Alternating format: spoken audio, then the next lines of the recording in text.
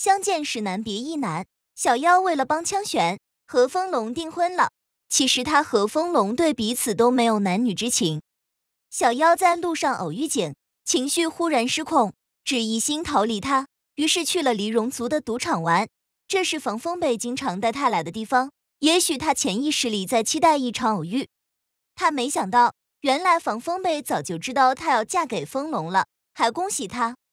他在海底那些年对他的陪伴和拥抱，两人每天同榻而眠，他以为他对自己和自己对他一样都是有情谊的，难道只是自己的一厢情愿吗？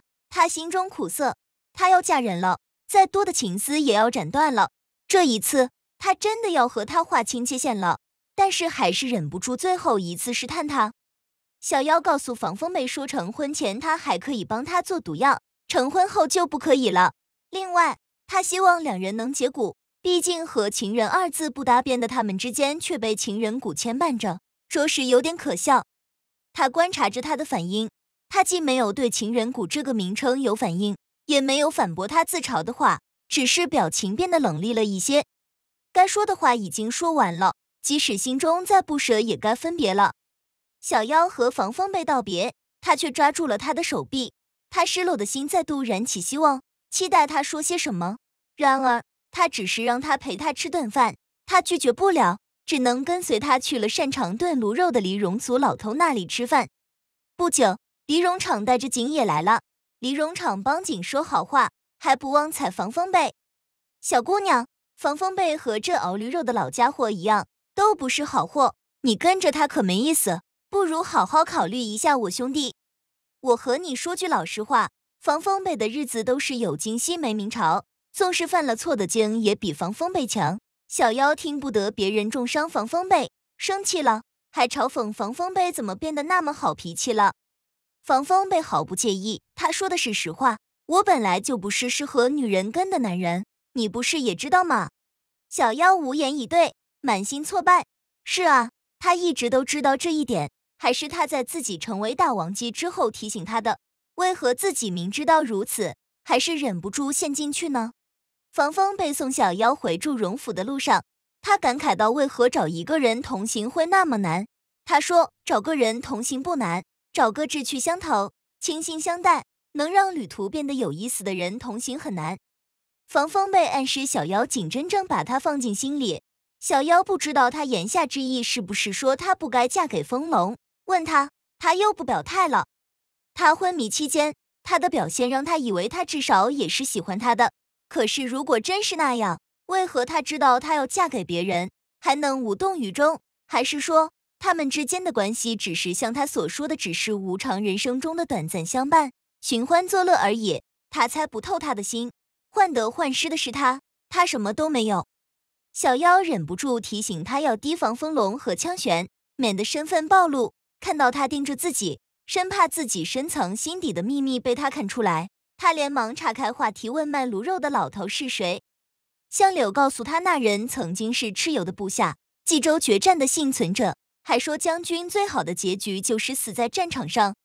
小妖听了他的话，浑身发冷，他是在提醒他，他终有一日会战死沙场吗？在小祝荣府门外，小妖心中很不舍，因为他预感到以后两人能见面的机会只怕不多了。香柳催促了他2次，他才慢慢地走了进去，然后马上回过身来看着他，直到门被关上，再也看不见他。入骨相思知不知，枪玄登基后，小妖的危机感解除了，松懈下来，心累得很，整天无精打采，对什么都提不起兴趣，连射箭也不练了。射箭会令他想起防风背，思而不得，更苦。他还会为香柳做毒药，只是不再琢磨毒术。3年以后，轩辕迁都到纸宜城，枪玄要立新月为后，小妖觉得自己正在逐渐失去枪玄，心中难受。这些年来，他一直失眠，最近还多了心痛的毛病。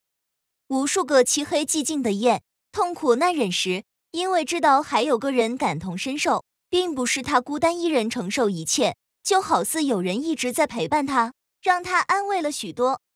他很思念香柳，但是这份感情无法诉诸于任何人，他只能独自忍受感情上的煎熬。枪玄和新月大婚之前，小妖跟阿念回了高辛，开了小医馆。他不愿回神农，因为那里到处都有防风背和他的回忆。但后来，枪玄还是亲自来把他接回去了。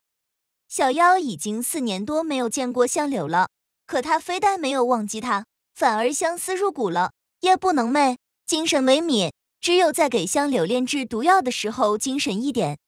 皇帝提起防风背好久没来找他玩了，这话简直直戳他的痛处。小妖更加萎靡，连毒药都不愿做了，从每天晚上哭坐到天明，到整天发呆。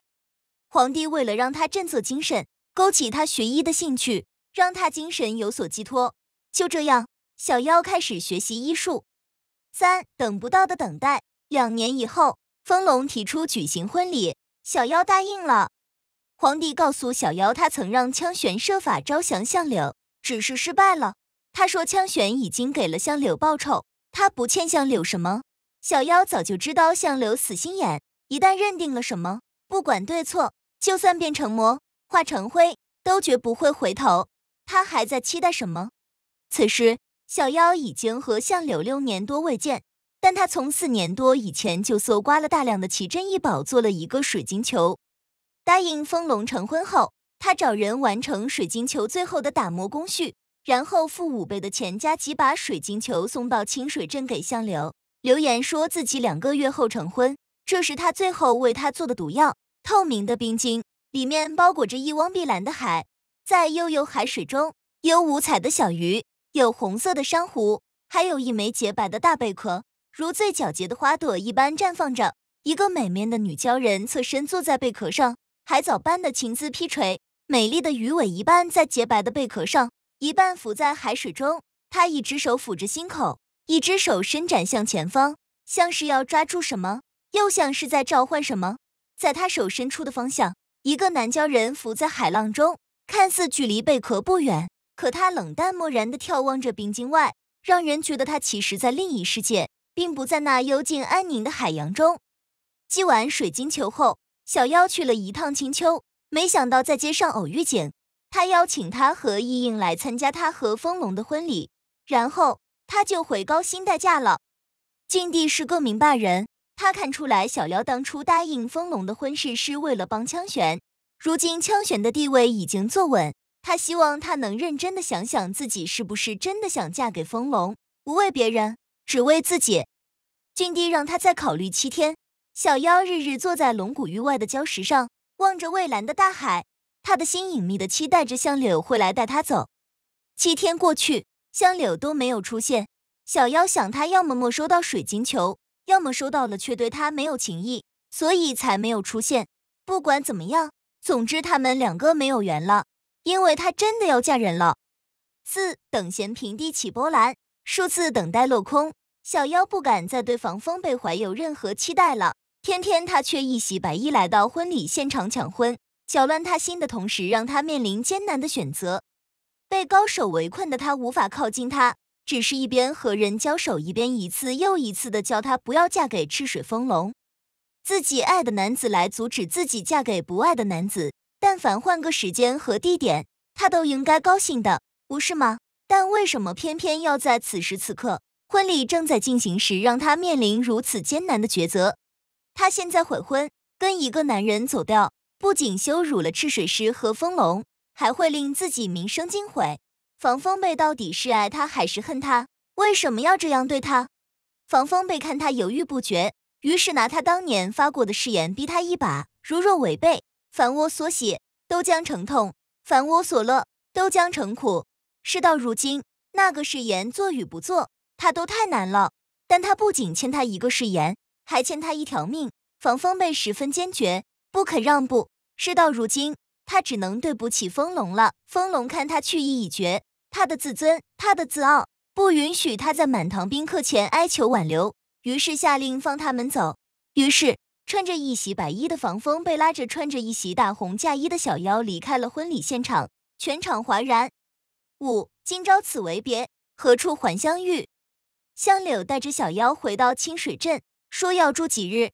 小妖心里还有一丝未灭的期待，忍不住问他到底什么时候知道他要成婚的。他回答说2个月前。